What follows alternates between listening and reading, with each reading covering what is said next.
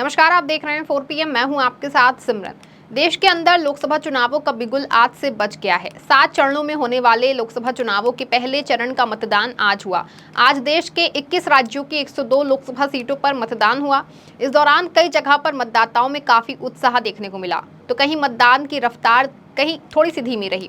इस दौरान सभी राजनीतिक दलों द्वारा लोगों से घर से निकलकर लोकतंत्र के पर्व में हिस्सा लेना और वोट करने की अपील की गई। 21 राज्यों की 102 सीटों में से महाराष्ट्र की भी 5 लोकसभा सीटों पर आज मतदान हुआ है, जिसमें नितिन गडकरी के संसदीय क्षेत्र वाले नागपुर समेत चंद्रपुर, भंडारा, गोंदिया, गढ़चिरौली, चिमूर और रामटेक लोकसभा सीट शामिल है। इसीलिए प्रदेश में भी चुनावी माहौल शुरू हो गया है और राजनीतिक दलों द्वारा हलचल काफी तेज हो गई है। यहाँ 2 राज्य गठबंधनों, महायुति गठबंधन जिसमें भारतीय जनता पार्टी, शिवसेना और राष्ट्रवादी कांग्रेस पार्टी अजित पवार शामिल है, और दूसरा विपक्ष गठबंधन महाविकास अघाड़ी जिसमें कांग्रेस, शिवसेना और एनसीपी के बीच मुकाबला है। ऐसे में राजनीतिक पारा हाई है। फिलहाल आज पहले चरण के मतदान के अलावा अगले चरणों में होने वाले मतदान के लिए भी पूरे प्रदेश में सियासी हलचल काफी तेज है। नेताओं द्वारा एक दूसरे पर सियासी हमले और आरोप प्रत्यारोप का दौर भी लगातार जारी है।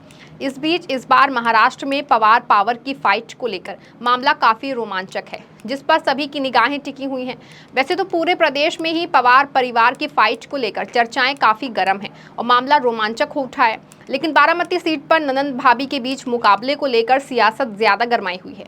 महाराष्ट्र में फैमिली फाइट के चलते बारामती सीट ज्यादा ही सुर्खियों में आ गई है, लेकिन इस बीच अब उप मुख्यमंत्री अजित पवार ने कुछ ऐसा कह दिया है जिसको लेकर सियासत गरमा गई है और एक नया विवाद ने जन्म ले लिया है। दरअसल ऐसे आरोप लगाए जा रहे हैं कि 18 अप्रैल को सुनेत्रा अजित पवार के नामांकन के बाद अजित पवार ने वोट देने पर ही फंड जारी करने का बयान दिया।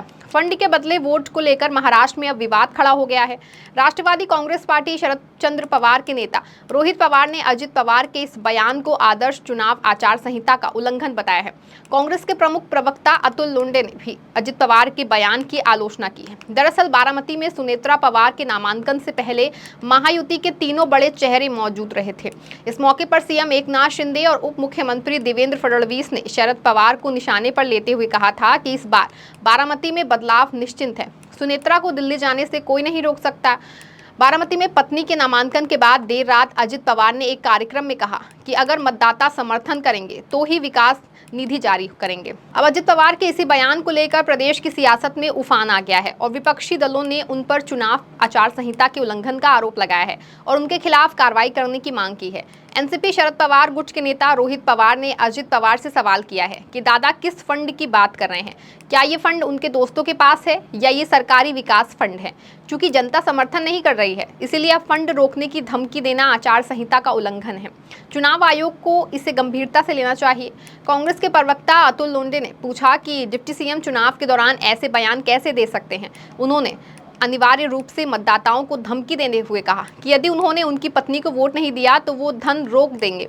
ये लोकतंत्र और चुनाव आचार संहिता का मजाक है। लोंडे ने कहा कि उम्मीद करते हैं कि चुनाव आयोग की कड़ी कार्रवाई करेगा ताकि कोई मतदाताओं को धमकी ना दे सके। हमें स्वतंत्र और निष्पक्ष चुनाव की जरूरत है, जो फिलहाल नहीं हो रहा है। साफ है कि अपने इस बयान को लेकर अजित पवार अब विपक्ष के निशाने पर हैं और उन पर आरोप लगा रहे हैं। बता दें कि इससे पहले लड़के लड़कियों के अनुपात में असंतुलन पर भी बोलते हुए अजित पवार ने एक विवादित बयान दे दिया था, जिसको लेकर भी वो विपक्षी दलों के निशाने पर बने हुए थे। तभी अब वोटरों को इस तरह से धमकाकर अजित पवार ने एक बार फिर विरोधियों को मौका दे दिया है। तो वहीं चुनावी माहौल में लगातार इस तरह की बयानबाजी करके अपने पैर पर ही कुल्हाड़ी मार ली है। दरअसल अजित पवार के लगातार इस तरह के बयान से ये साबित है कि शायद अजित पवार को भी ये एहसास हो गया है कि चाचा शरद पवार के आगे उनकी दाल गलने वाली नहीं है। यही वजह है कि अपने हाथ से बाजी निकलती देखकर अब अजित पवार तरह तरह के दाव आजमा रहे हैं और यहाँ तक कि अब वो वोटरों को सीधे धमकी देने लगे हैं। फिलहाल लगातार 2 दिनों में अपने 2 बयानों को लेकर अजित पवार अब विरोधियों के निशाने पर हैं और उन्होंने खुद ही अपना गेम भी बिगाड़ लिया है। तो वहीं प्रदेश में अब सियासत गरमाई हुई है। अजित पवार के बयान को लेकर जहां शरद पवार गुट हमलावर है और निशाना साध रहा है, तो वहीं दूसरी ओर अजित पवार के खेमे की ओर से भी लगातार निशाना साधा जा रहा है और हमला बोला जा रहा है। पहले चरण के मतदान के दौरान वोट डालने के बाद अजित पवार खेमे के एनसीपी नेता प्रफुल्ल पटेल ने भरोसा जताया कि एनसीपी और उनके सहयोगी दलों को बम्पर जीत मिलेगी। उन्होंने कहा कि देश का मूड विकास के लिए है और प्रधानमंत्री नरेंद्र मोदी के नेतृत्व के लिए है। उन्होंने ये कहा कि पार्टी के सभी नेता एकजुट होकर काम कर रहे हैं। एनसीपी नेता प्रफुल्ल पटेल ने कहा कि देश का मूड विकास के लिए है, देश का मूड प्रधानमंत्री नरेंद्र मोदी के नेतृत्व के लिए है। उन्होंने पिछले 10 सालों में जितनी भी योजनाओं का वादा किया था उन्हें पूरा किया है। यहाँ हमेशा समस्याएं रहेंगी। आप ये नहीं कह सकते कि सभी समस्याओं का समाधान हो गया है, लेकिन हमारा लक्ष्य समस्याओं को हल करने और उन पर काबू पाने की है। उन्होंने आगे कहा कि बीते दिन हम हमारी उम्मीदवार सुनेत्रा पवार का नामांकन भरने गए थे। बहुत ही उत्साहवर्धन वातावरण था। सभी 6 विधानसभा के कार्यकर्ता और नेता, जो कल तक लोग अटकलें लगा रहे थे कि कोई साथ में है या नहीं है, ये सारी अटकलें अब खत्म हो गई हैं। सारे नेता एकजुट होकर के काम कर रहे हैं, मन से काम कर रहे हैं। प्रफुल्ल पटेल ने आगे कहा कि अजित पवार के लिए लोगों में विश्वास है, उनका काम बोलता है। पीएम मोदी के साथ ये विकास संभव हो सकेगा। ये देखकर मुझे लगता है कि यहाँ भी हम हमारे सहयोगी दल लड़ रहे हैं, वहाँ हमें जीत मिलेगी। फिलहाल सत्ता पक्ष और विपक्ष दोनों ही की ओर से आरोप प्रत्यारोप का दौर लगातार जारी है।